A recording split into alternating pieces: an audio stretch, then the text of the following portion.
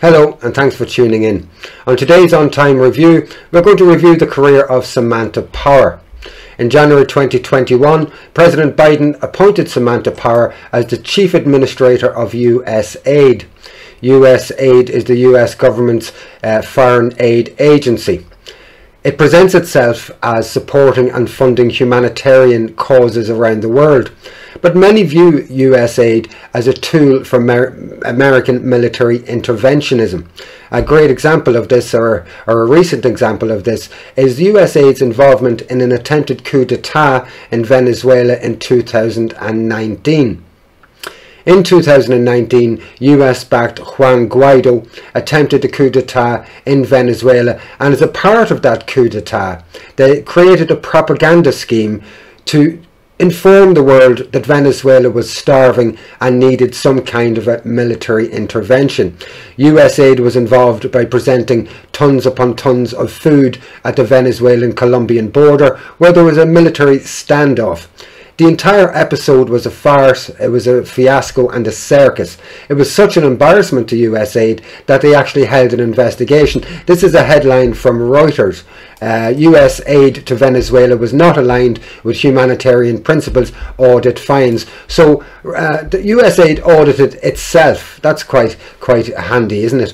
And they came out with conclusions that the effort at the Venezuelan border was not aligned with its principles. So a US-backed effort to send aid to Venezuela in 2019 that ended in a violent standoff on the Colombian border was not planned in alignment with humanitarian principles, according to an audit by the Washington-based aid agency involved in the operation, and that comes from Reuters.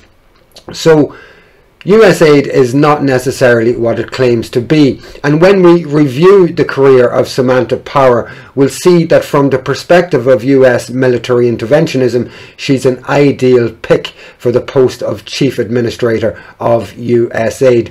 So where did Samantha Power come from? Well, she emigrated from Dublin in Ireland with her mother in the 1980s and went to the United States. She obtained an undergrad degree in journalism, and as I understand it, she used that degree to get a job at a publication in the United States. She somehow ended up or found herself in Yugoslavia at the beginning of the Yugoslav conflict in the 1990s. It's hard to determine how she got to, or why she ended up in Yugoslavia. In one of her books, she presents this romantic story that she stole the letterhead of her boss at the publication where she worked, of his letters, and drafted a letter stating that she was appointed by her boss as the Yugoslav war correspondent and that she was going over there, which is fraud in itself. But I think that story, I have a suspicion that that story is a fraud and that she ended up in Yugoslavia through far more dubious means. But when she was in Yugoslavia, she started to send back stories to the United States that bolstered support for US military intervention in Yugoslavia. Boosted the support with the public, but also her stories and her reports were used by politicians to make decisions such as military intervention in Yugoslavia. And the reports were laced with stories of ethnic cleansing, genocide and massacres. Most of this proved to be untrue.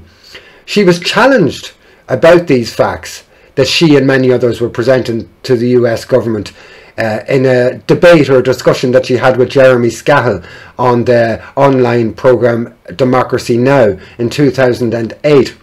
And when the facts are presented to her, she just flippantly brushes them off, ignores the question and starts waffling about academic jargon. Just have a listen and a watch of this. But it's important to remember how we got to this point. I mean, Samantha was talking a little bit about the broader context here. The fact is that this was sort of Clinton's Iraq in a way.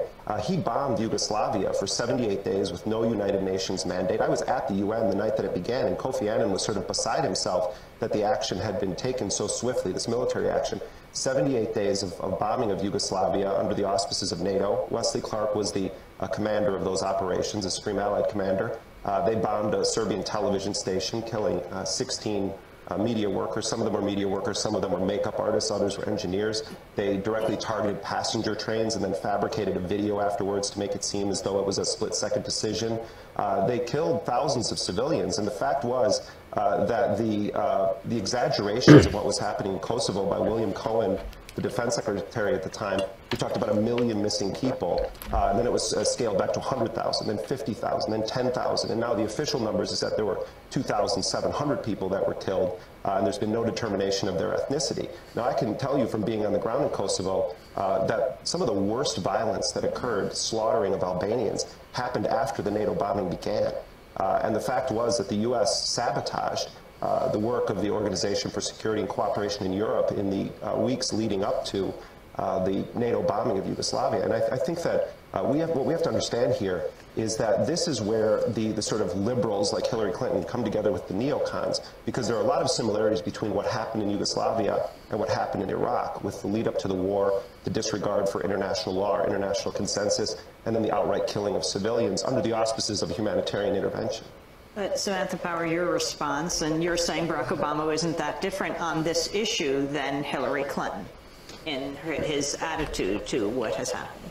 Well, I think he feels like it has come to this point, and as I said, there was going to be major violence in Kosovo if the status of the province was left untended to. I do have a different perspective from Jeremy from that period as one who spent time in Kosovo in advance of the NATO bombing and wondered what on earth was going to be the fate of those people if the Serbian regime remained in power, and disagree with some of the specific facts of what he said about what actually happened during the bombing. But I think the important fact is that we reveal over time, in academia one talks about revealed practice. And she starts to waffle about academic terms to get away from the subject matter. But what was most revealing for me about that was how she tried to suggest in her response that there might be minor differences between her understanding of what happened in Yugoslavia and Jeremy Scahill's.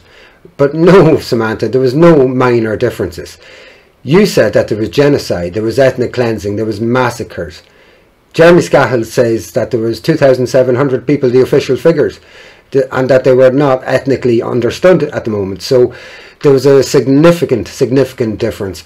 But we'll see in later questions and answer session with Samantha Powers that is an MO, a modus operandi of hers, that she deflects, she doesn't answer questions, she starts waffling about other things, and she tries to minimize things as much as possible. After Yugoslavia, Samantha Power went on and she went up, eventually becoming the US ambassador to the UN under the Barack Obama administration. She eventually fell out with Barack Obama because she became one of the main mouthpieces globally and at the UN and beyond for military intervention in Libya. So Libya was the next target in her sights. So much so was she so pushy about military intervention that she lost her role under the Barack Obama administration because of her pushiness about military interventionism. But again, in Libya, she was calling for war more than anybody else. She was talking about massacres and things like this, waving the genocide flag, or the almost genocide flag, as she usually does.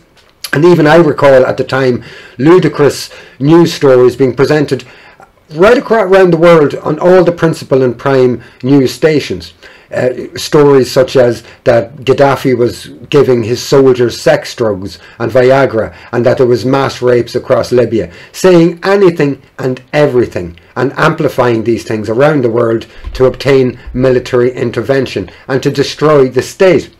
In this year, in fact, Rand Paul, the senator in the United States, was questioning Samantha Power about the claims about Libya and Syria and the outcomes as a result of her and other people's promotion of military intervention. And again, she does the very same thing. She deflects. At this stage, she is now the chief administrator of USAID, and so instead of answering the question, she decides to promote USAID as much as possible and probably to try and get more funding. USAID already got a funding boost this year under the Biden administration and under her tutelage. So just have a look at this and just see this modus operandi once more in operation. the liberal advocates of responsibility to protect have advocated for military intervention in Libya, Syria, and Yemen. Sure, the reasoning might be more humanitarian than geopolitical, but the advocacy for military intervention ends up looking pretty much the same. I remember liking what candidate Obama said about military intervention, that without congressional approval, it was only justified when there was an imminent threat. After President Obama began bombing Libya, I asked him at lunch one day, what about your pledge to ask and seek congressional permission unless it was an imminent threat? He responded that there was an imminent threat to Benghazi. I looked at him incredulously and responded, really? An imminent threat to a foreign city is your justification for an unauthorized war? The responsibility to protect ideology did not learn much from the Libyan debacle and immediately pushed the Obama administration to jump into Syria. Many on the left, like Secretary Blinken, don't admit that there was too much intervention. They actually believe in Syria that they failed because there was too little military intervention. Several 100,000 people have died in Syria, and more than 1 million refugees have been displaced. If you're talking about humanitarianism, famine, the wars, really other than natural causes, war is the #1 cause of famine around the world. An argument can be made, though, that Assad would probably massacre far fewer people in the West and the Gulf states stayed out of the civil war. Are you willing to admit that the Libyan and Syrian military interventions that you advocated for were a mistake, and that going forward you will be more conscious of the unintended humanitarian disasters that seem to occur again and again with our military interventions in Africa and throughout the Middle East? Thank you, Senator. Well, first, if I may, just talk about USAID and its role, which I think can be very important in Libya today. I think before you arrived, I mentioned that there's a power-sharing government has finally been set up in Libya. USAID right now, because of the security conditions, operates its programs largely from... But you'd acknowledge Libya is worse now than it was before we started bombing them. I think it's really important with Libya having the opportunity to have elections at the end of this year for us to do what we can to support those elections. I think it's in the face of mass atrocities, there are a whole set of non-military tools that are, I would hope that you would support deploying. We had some successes with them. So there she is waffling again and not answering the questions. I just want to make a point that both Ron Paul and Samantha Power refer to massacres and things like that, most of which are questionable. So I just think it's important that I say that before we move on, that in the United States, on both sides, both Republican and Democrat sides of the divide, they both accept the overall foreign policy perspectives, irrespective of what's happening. So Samantha Powers wasn't just satisfied with Libya. She moved on then to Syria, and Ron Paul mentioned Syria in that interview there, but Samantha Powers was one of the main voices calling for military intervention in Syria. There's a headline from Foreign Policy. Samantha Power, Syrian rebels also aid in the fight against Assad.